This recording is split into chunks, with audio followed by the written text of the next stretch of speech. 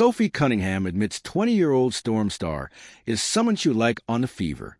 Indiana Fever Sophie Cunningham couldn't hide her feelings when asked about the 20-year-old rookie phenom Awa Fam on the Seattle Storm. Fam is averaging 10.6 points and 5.8 rebounds as a rookie, with the center projected to be a long-term star in the WNBA.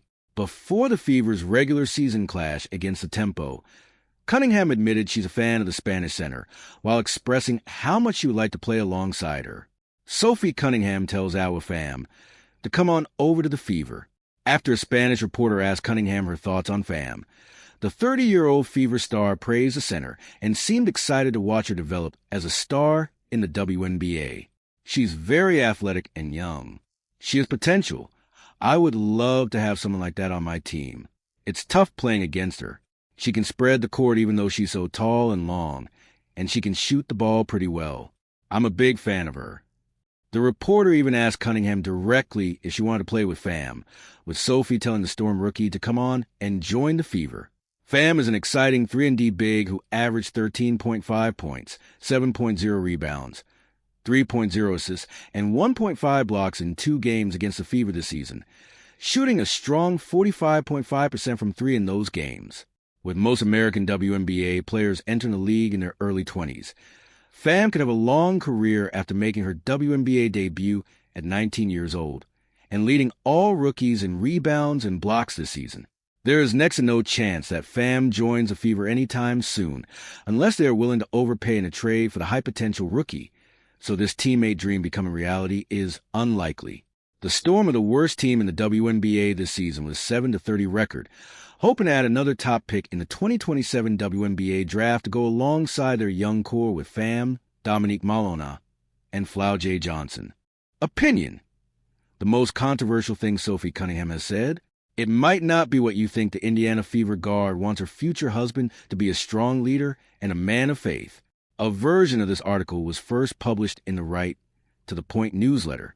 Sign up to receive the newsletter in your inbox every Wednesday morning and to vote in subscriber-only polls.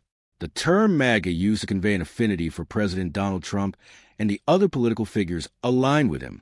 But these days, you can describe yourself politically as right in the middle and still find yourself branded a MAGA Barbie. Just ask Sophie Cunningham, the WNBA guard, who became famous for defending Indiana Fever superstar Caitlin Clark, has become a MAGA fixation, according to a recent article in Vanity Fair, which noted that Vice President J.D. Vance had praised Cunningham for speaking her mind about transgender athletes in women's sports. The article also cited the fact that Cunningham has retweeted and liked social posts supporting conservative viewpoints, including some by Riley Gaines. She is essentially MAGA by association, even though Cunningham has said she doesn't claim either the Republican or Democratic Party. I'm very much in the middle. I agree with things on both sides, disagree with things on both sides, and that's all I've ever said about my political beliefs. But people love to assume, Cunningham recently said in an interview with ESPN. But she does hold views that are more identified with the political right than the left, including remarks she has made about what she wants in a family. Basketball Network reported that not only does Cunningham want to find a man who is taller than she is, she's 6'1", but she said recently on a podcast that she wants a husband who can push me towards Christ.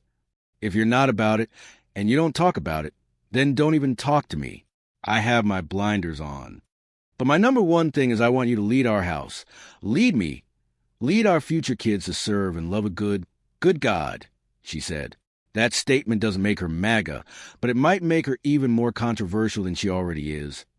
If the word gets out, religion writer Terry Mattingly recently pointed out that for all the headlines that Cunningham is making these days, few of the articles mention her religious faith. Cunningham, who just turned 30 this week, is single and still looking. Any interested man who is 6'2" or taller and has a strong Christian faith might want to go to a Fever game with a friendship bracelet for her, a strategy that worked out great for Travis Kelce. The end of the road for Trump merch? Earlier this year, FCC Chairman Brendan Carr made a fashion statement that doubled as a bid for job security. He was spotted wearing a lapel pin with the gold-plated face of Donald Trump. It wasn't the same thing as a Happy Trump lapel pin that the president has been spotted wearing, but goes to show that there is no end to Trump merch. You can literally outfit yourself from your feet to your head with Trump-branded clothing and accessories: socks, sneakers, pants, underwear, shirts, jackets, raincoats, gloves, sunglasses. If you can wear it, you can buy it with Trump's name or image on it. A few years ago, I wrote about the emergence of the Trump pop-up store and what the phenomenon said about the candidate. There have been no pop-up stores selling Joe Biden or Kamala Harris merch, to my knowledge. These pop-up stores led to physical stores as well. But now, at least 2 of those stores in Pennsylvania and Tennessee have shuttered, with Newsweek reporting that it's because sales have slowed. Various locations of New England for Trump stores have also closed this year. This may or may not reflect the president's recent poll numbers. It may just mean there's a limit to how much Trump merch even Trump supporters want. The official Trump store, the Trump Organization, hasn't gotten that message, however. It's hawking merchandise for tailgating season, including a football with Trump printed on it, in gold letters, of course. Recommended reading. Massachusetts Governor Maura Healey recently signed a law that made abortion legal up to the moment of birth. Princeton scholar Robert P. George calls the law barbaric and is calling on Democrats to speak out against it as well. Some Democrats have been willing to challenge their party's hard left, speaking out against socialism, anti-Semitism, defunding the police, abolishing prisons, and other extreme measures, but is opposing the moral equivalent of infanticide, a bridge too far in today's Democratic Party? I hope not. It's time for Democrats to speak up about the Massachusetts abortion law. The apparent suicide of a Cambridge University scholar, whose credentials came under question, has roiled academia and reminded Naomi Schaefer Riley of the time she got canceled. Over the course of decades, scholars who are seen as members of certain protected classes have essentially been infantilized within academia, while those who have been critical of their work and the system have been accused of racism. The tragedy of Jason Artery reminds me of why I was canceled. More than half of engaged or married couples have a prenuptial agreement, a new Harris poll says. While couples may see this as a kind of insurance, Maria Baer and Brad Wilcox say that it's couples who don't have a prenup who are more likely to report higher commitment. The strongest couples don't just commit to try and stay together, they commit to the commitment itself. The legal institution of marriage benefits from a web of accountability, from a family and friends who witness a couple's vows to the financial and logistical barriers to separation, meant to dissuade couples from breaking that commitment. Prenups, by definition, untangle that web of accountability, the sense that your marriage is an all-in commitment. The rise of the prenup, and how it's associated with divorce. End notes. In last week's Right to the Point poll, we considered the matter of Trump taking a smaller aircraft from Turkey, while some aides and the press flew in the decoy Air Force One. Most of us were uncomfortable with that. And finally, Hillary Clinton liked to say, it takes a village to raise a child. Some people think New York City Mayor Zohran Mamdani's take is, it takes a government. This past Sunday, Mamdani, a Democratic socialist, made good on his promise to offer New York City parents a night out, providing them with free babysitting for 4 hours for children ages 6 to 13. It was free to the parents, at least. The city provided the manpower and facilities, and sponsors provided the children's meals. It's unclear if the night could be considered a success, as about 500 parents registered, but just 265 children participated, according to the New York Times. Perhaps they had second thoughts? After all, one person's glowing take on this was New York City became the babysitter. That could be either a dream or a nightmare, depending on one's values. At any rate, there are other options that don't involve leaving your child in the care of New York City. Babysitting co-ops among friends can offer parents relief, as do Parents' Night Out and Mother's Morning Out programs at churches and YMCAs. And if you're really blessed, there's grandparents. Grandparents are great. Fever star Sophie Cunningham shouts out Tempo fans after getting booed. Sophie Cunningham heard the boos in Toronto, and the WNBA star embraced them. The Indiana Fever guard faced a hostile reception during Tuesday's matchup with the Toronto Tempo. Fans at Scotiabank Arena booed Cunningham during the Fever's 101-95 victory. Instead of responding with anger, she praised the crowd after the game. Cunningham described the atmosphere as absolutely amazing. She also praised the fans' passion inside the arena. I want to shout out the Tempo crowd in the city, Cunningham said. The crowd was absolutely amazing. And I think that's what sports is all about. You're going to get boos. You're going to get cheers. But just the fact that they're so passionate, they're loud, and they're putting on for the city, I think it's amazing. For Cunningham, that passion represents what sports should look like. She also credited the Tempo for creating a strong environment for women's basketball. Sophie Cunningham's stats versus Tempo. Cunningham surely backed up her words on the court. She scored 13 points in the win, converting on a perfect 3-4-3 from three-point range. Her shooting helped Indiana secure its 24th win of the season and matched the franchise's record for most victories. The 30-year-old guard remains one of WNBA's most talked-about players. Her physical style continues to turn heads. Recent incidents added to the bright spotlight she's already on. Cunningham's comments about transgender athletes' participation in women's sports sparked polarizing reactions across the league. The Missouri product has never shied away from the spotlight. She has always played with an edge. So to drown out the noise and turn it into motivation was just another Tuesday for Cunningham. Sophie Cunningham sent a loud and clear message after getting viciously booed in Canada. The Fever guard embraced a hostile reception, helping her team to a 101-95 win over the Tempo. Sophie Cunningham put on her big girl pants and hard hat and ventured into Canada for the first time in her life Tuesday night. That's right, Canada. More specifically, Toronto. What a patriot.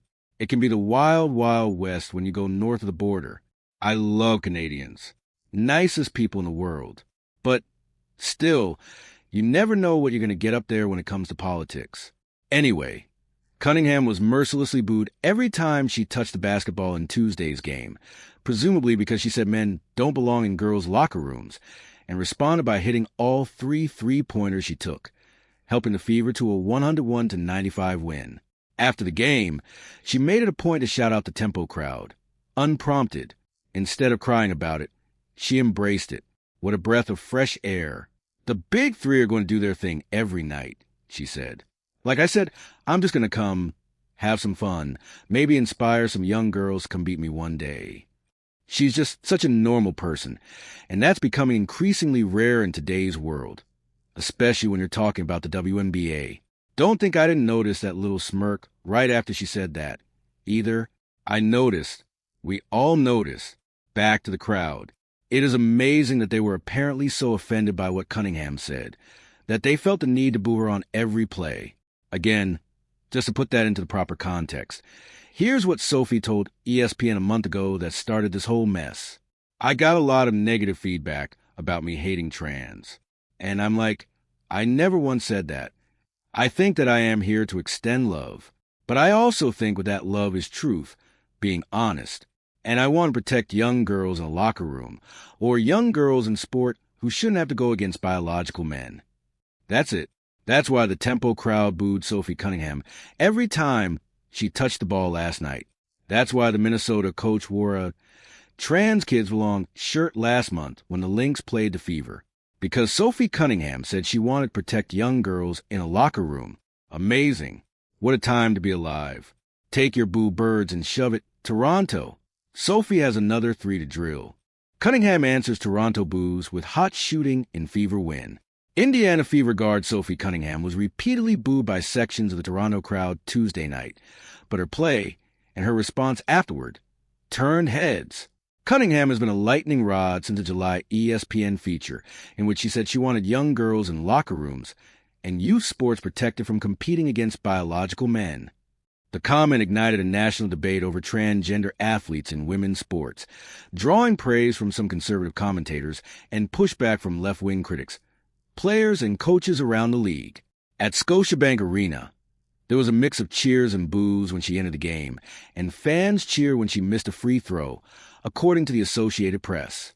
The Canadian press, which also covered the game courtside, reported louder boos when she officially checked in, again on free throws in the fourth quarter, and once more as she signed autographs leaving the court. Fans in the arena also held up transgender pride flags during the game.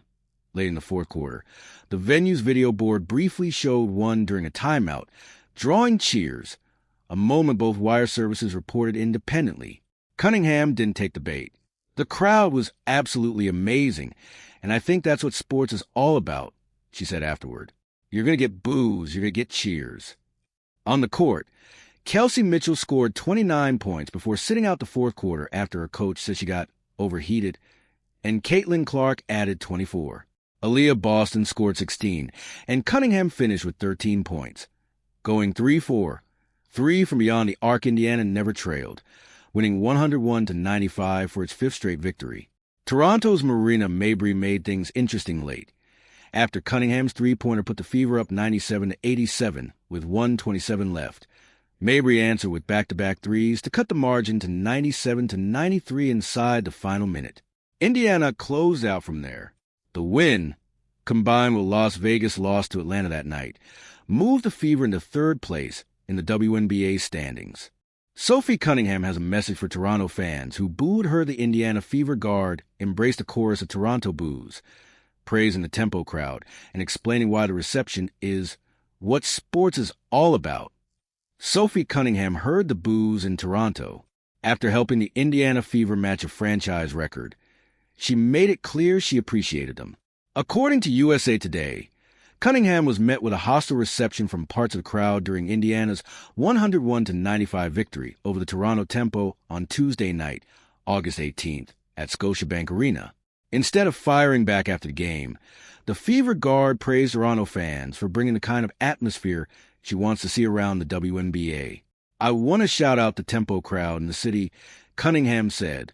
The crowd was absolutely amazing, and I think that's what sports is all about. You're going to get boos. You're going to get cheers, but just the fact that they're so passionate, they're loud, and they're putting on for the city, I think it's amazing. Cunningham also gave credit to the Tempo themselves, specifically coach Sandy Brondello and players Marina Mabrey and Brittany Sykes. What a great environment for women's basketball, she said during an on-court interview. It's a hell of a crowd. It's a lot of fun to play in front of. She had plenty of reasons to enjoy the night. Cunningham scored 13 points and won a perfect 3-4-3 from three-point range as Indiana picked up its 24th victory, tying a franchise record for wins a season. Kelsey Mitchell led all scorers with 29 points and extended her streak of 20-point games to 20, while Caitlin Clark finished with 24 points, 7 assists, and 3 rebounds. The boos also came during a stretch in which Cunningham has become one of the WNBA's most polarizing and visible players. Her aggressive style has generated several heated moments on the court, including a recent collision with Dejanai Carrington that resulted in Carrington's ejection. After Carrington later invoked race while criticizing the call on social media, Cunningham told reporters, "This has nothing to do with race," pointing out that she had previously been ejected for similar conduct herself. Cunningham has also faced criticism for comments about transgender participation in women's sports. In a July ESPN interview, she pushed back against claims that her position was motivated by animosity. "I got a lot of negative feedback about me hating trans," Cunningham said, "and I'm like, I never once said that." She added that she wanted to extend love while also expressing her position on protecting women's athletic competition. All that attention has increasingly followed Cunningham beyond basketball. She's reportedly shopping a tell-all book, has modeled for the Sports Illustrated swimsuit issue, and made an impromptu ring girl appearance at UFC 329. She has also revealed that WWE approached her about potentially stepping into professional wrestling. Canadian athlete April Hutchinson shows public support for Sophie Cunningham. Sophie Cunningham certainly dealt with a ton of boos on Tuesday night when the Indiana Fever faced the Toronto Tempo, but she also received support from a Canadian athlete. Prior to Tuesday night's game at Scotiabank Arena, Canadian powerlifting champion April Hutchinson was outside of the arena showing her appreciation at a pro-Cunningham rally. Her and other supporters were spotted in XXXY Athletics t-shirts. Hutchinson, a 3-time former Team Canada member, clearly agreed with Cunningham's stance on transgender inclusion in women's sports. "I got a lot of negative feedback about me hating trans," Cunningham told ESPN. "And I'm like, I never once said that. I think that I am here to extend love. But I also think what that love is truth, being honest. And I want to protect young girls in a locker room or young girls in sport who shouldn't have to go against biological men." Even though Cunningham has received plenty of backlash over the past few weeks, Hutchinson didn't spot too many people trying to oppose Tuesday night's rally. Only about 5 were wearing Protect Trans Kids and Protect the Dolls t-shirts. They walked by and said that our signs were disrespectful, Hutchinson told Fox News Digital. As for Cunningham's critics, following the Fever's win over the Tempo last night, Cunningham spoke highly about all the fans in Toronto, even the ones who booed her every time she touched the basketball. I want to shout out the Tempo crowd in the city. I think we've had so much fun. It's my first time being in Canada. It's a lot of our first times being in Canada. But the crowd was absolutely amazing, Cunningham said via Daily Mail. And, I think that's what sports is all about. You're going to get boos. You're going to get cheers. But just the fact that they're so passionate, they're loud, and they're putting on for the city, I think it's amazing. So shout out to you guys for coming out and supporting. Cunningham and the Fever will return to the spotlight Thursday night for a showdown with the Dallas Wings. Sophie Cunningham pressures Adam Silver to make decision on WNBA future. Sophie Cunningham suggested WNBA Commissioner Kathy Engelbert's job could be in question, saying the decision ultimately rests with Adam Silver. Indiana Fever guard Sophie Cunningham suggested this week that WNBA Commissioner Kathy Engelbert's position could be up for reconsideration at the end of the season. The WNBA star framed the decision as ultimately resting with NBA Commissioner Adam Silver amid ongoing scrutiny of league leadership. You do have to have a person in power who is bold, who is confident, who wants the best for the players and not maybe for themselves all the time. So I do feel like, as a whole, that could be a position that's maybe open at the end of the year. But that's not my call. Cunningham told USA Today Sports, days after staggering numbers showed Cunningham makes more than Caitlin Clark. Kathy Engelbert's done a lot of good things, but with where our league is trying to go, I feel like you just want someone who also wants that. That's just a hard position to be in her shoes. Us as players, we always want more and more and more because we see how good it can be, but that's up to Adam Silver at the end of the day. Cunningham's comments come amid a season defined by controversy stemming from remarks she made in a July ESPN profile advocating for restricting transgender athletes from women's sports. I want to protect young girls in a locker room or young girls in sport who shouldn't have to go against biological men, Cunningham said at the time. The controversy escalated further this week after fans wearing shirts referencing the transgender athlete debate, both in support of Cunningham's stance and in support of transgender inclusion, said they were told by WNBA security to cover their clothing during Sunday's Fever Dream game in Atlanta. The league acknowledged the incident was a mistake. The WNBA is aware of interactions at last night's game in Atlanta, in which fans were asked by league security to cover their shirts. A league spokesperson said, "This should not have happened." Separately, the WNBA also distanced itself from moderation decisions made by an unaffiliated fan-run Reddit community that had appeared to restrict discussion of Cunningham. Despite the ongoing noise, Cunningham and the Fever have continued winning, riding a 5-game streak to a 24-12 record. Cunningham said she has tried to balance addressing the controversy with highlighting her team's success. People are like, you have a platform, use it. And then once you use it, it's like, go back to playing basketball, Cunningham said. I think I could do both. We can be a great example of how to do both. Fever head coach Stephanie White acknowledged the difficulty of managing the situation. It's really challenging, I think, for our team to silence it. You can't silence it, White said. For us, it's how do we minimize it, and how do we use it in a way that brings us closer together. Outspoken Fever guard Sophie Cunningham says WNBA needs bold commissioner. Outspoken Indiana Fever guard Sophie Cunningham said the WNBA needs a commissioner who is bold and confident and not focus on themselves during an exclusive interview with USA Today that was published Wednesday. Cunningham said the vision of WNBA Commissioner Kathy Engelbert doesn't mesh with moving the league forward. Engelbert's contract expires after the 2026 season. This is her 7th campaign at the helm. You do have to have a person in power who is bold, who is confident, who wants the best of the players, and not maybe for themselves all the time, Cunningham told USA Today. So I do feel like, as a whole, that could be a position that's maybe open at the end of the year, but that's not my call. Cunningham noted that NBA Commissioner Adam Silver will decide Engelbert's fate. She said the league can be filled with trailblazer players and needs a leader who has similar thoughts and visions. With where our league is trying to go, I feel like you just want someone who also wants that. Cunningham said, "That's just a hard position to be in her shoes. Us as players, we always want more and more and more because we see how good it can be." Engelbert has felt a lot of heat recently, including highly contentious collective bargaining negotiations that threatened to postpone the start of the season before an agreement was reached. During the season, there have been other issues, one that became louder when Cunningham came out strongly in favor of women's sports being solely for women. Cunningham emphasized in her remarks last month that girls should never have to compete with biological men. Since then, there have been rallies outside WNBA arenas involving people who are both pro-Cunningham and anti-Cunningham. During an Indiana game in Seattle, Storm co-owner Celeste Keaton used profanity at two teenage female fans holding signs supporting the views of Cunningham. The WNBA subsequently suspended Keaton from attending 5 home games. Last Sunday, the Fever visited the Atlanta Dream, and 2 female Cunningham fans were told they had to cover their pro-women shirts. The WNBA since said this should not have happened. Cunningham, who turned 30 on Sunday, has described her words about protecting women's sports as common sense. Last year, a New York Times poll displayed that 79% of Americans don't want men playing in women's sports. The issue was also in the news when the Supreme Court issued a ruling in June that states can ban transgender athletes from participating in women's and girls' sports.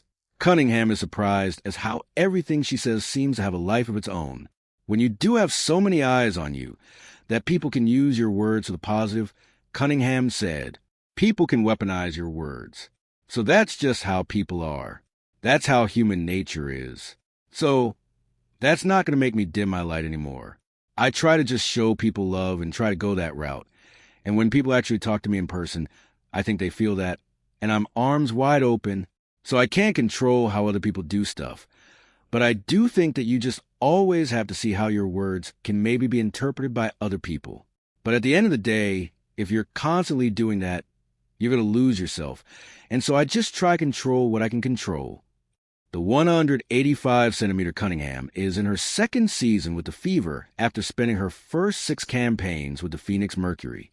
She is averaging 8.8 points and 2.4 rebounds in 35 games, 3 starts. This season is Indiana's 6th person and leads the WNBA with a 45.8% three-point shooting percentage. Sophie Cunningham says WNBA can discuss both controversy, basketball exclusive. Indiana Fever guard Sophie Cunningham is signing autographs for a sea of screaming fans ahead of a matchup against the Atlanta Dream of August 16th. Sophie, Sophie, Sophie, they shout, hanging over the railing at State Farm Arena with outstretched arms. Cunningham has a mountain of items waiting for her signature: a jersey, a deflated basketball, a pair of her Adidas Crazy Energy Sophie Cunningham PE shoes that sold out on July 24th, the same day they debuted. Cunningham's popularity has skyrocketed this season amid a national conversation about transgender athlete inclusion. The WNBA veteran made comments in a July ESPN story about protecting women's sports by banning transgender girls and women from participating. Since the interview was published, support Sophie Cunningham demonstrations have become commonplace outside Fever games. Conversations surrounding Cunningham and the WNBA's policy regarding transgender athletes also intensified, prompting her to ask the focus on the WNBA to return to basketball. People are like, you have a platform, use it. And then once you use it, it's like, go back to playing basketball. I think the reason why I stated that is because you go into media and it's not anything even about basketball. I think I could do both. Cunningham told USA Today Sports. Asked me about what's going on and what I said. And also asked me how great my teammates are doing, how great our team is doing, how great the league is doing. We can be a great example of how to do both. Cunningham and the Fever have pressed on during the ongoing chatter, amassing 24-12 record, including 5 straight wins. The Fever guard is second in the WNBA in three-point shooting percentage, 44.5%, while her teammate Kelsey Mitchell is fourth at 43.7%. Mitchell, who is second in point per game, 24.2, in the WNBA, is also in the middle of a record-breaking streak, 20 games, of scoring 20 points or more. Caitlin Clark, who is averaging career high in points, 22 per game, and field goal percentage 45%, won Player of the Week for the fourth time this season on August 18th. Fever forward Aaliyah Boston is nearly averaging a double-double, 17 points and 8.7 rebounds. Cunningham told USA Today she's used the noise around the Fever because it's been there since 2025. For her, the goal remains the same: protect our locker room and highlight the high-level basketball the Fever are playing. For as much as a Missouri native would like to shine a light on basketball, the conversations around her comments remain. I think the most important thing is just try to lead by example. Look, it's really challenging, I think, for our team to silence it. You can't silence it, Fever coach Stephanie White said. For us, it's how do we minimize it, and how do we use it in a way that brings us closer together? How do we use it in a way that helps us grow not just on the floor, but off the floor to become a better basketball team, to become better human beings, to become better teammates, to become better friends, to become better allies? I think that there's all of these different ways that we can minimize it to help us grow. WNBA's free speech battleground after Sophie Cunningham remarks. On August 17th, the WNBA distanced itself from an r/WNBA fan subreddit in the middle of a controversy for appearing to ban mention of Cunningham's name. The WNBA does not moderate or have any affiliation with the r/WNBA subreddit. A league spokesperson told USA Today in a statement. The subreddit posted a clarification regarding the use of Cunningham's name in the online conversation platform, saying content related to the Fever guard was not banned. Posts about Sophie are welcome when they're related to basketball, including games, highlights, interviews, statistics, marketing endorsements, and other WNBA-related news. Off-court Sophie content can be shared as well, the statement said. On August 16th, Cunningham fans who attended the Fever vs. Dream matchup said they were made to cover up their T-shirts by league security staff at State Farm Arena. Video captured inside the arena and posted on social media shows a mother and daughter covering up their XXXY Athletics branded shirts with shirts provided by the Dream. In a statement provided to USA Today Sports, the WNBA said the fans shouldn't have been made to cover their clothing. The WNBA is aware of interactions at last night's game in Atlanta, in which fans were asked by league security to cover their shirts, a league spokesperson said. This should not have happened. XXXY Athletics, which bills itself as a brand here to protect women's sports and spaces, was founded by former gymnast and former Levi Strauss Chief Marketing Officer Jennifer Say. XXXY has also been part of rallies around WNBA games this season in support of Sophie Cunningham. It's sort of surprising to be the headline, and I would say the only reason we are is because people who have been censored by the league, they tend to be censored when they're wearing our product, say, the XXXY founder told USA Today Sports. Obviously, I didn't make that happen. I don't think anyone should be censored at the games. People can wear whatever shirt they want. I'm hearing now that I saw on Tuesday that outlets are reporting that several people wearing Trans Kid Belongs shirts were told to cover them up. I don't think that should happen either. None of these shirts are violent or mean. They express a belief. We may not agree, and that's fine. I think everybody should get to wear what they want, and I think the league is making a mistake by attempting to censor anybody.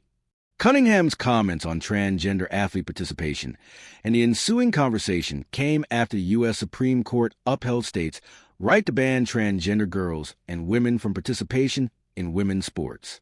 There has not been an openly transgender player in WNBA history. The wave of anti-transgender legislation is aimed at a tiny portion of the population.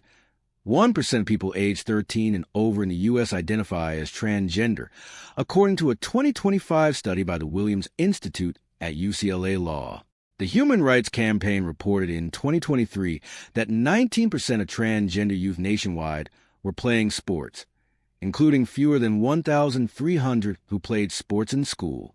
In 2024, NCAA President Charlie Baker testified to the Senate that he knows of fewer than 10 transgender students out of 510,000 college athletes.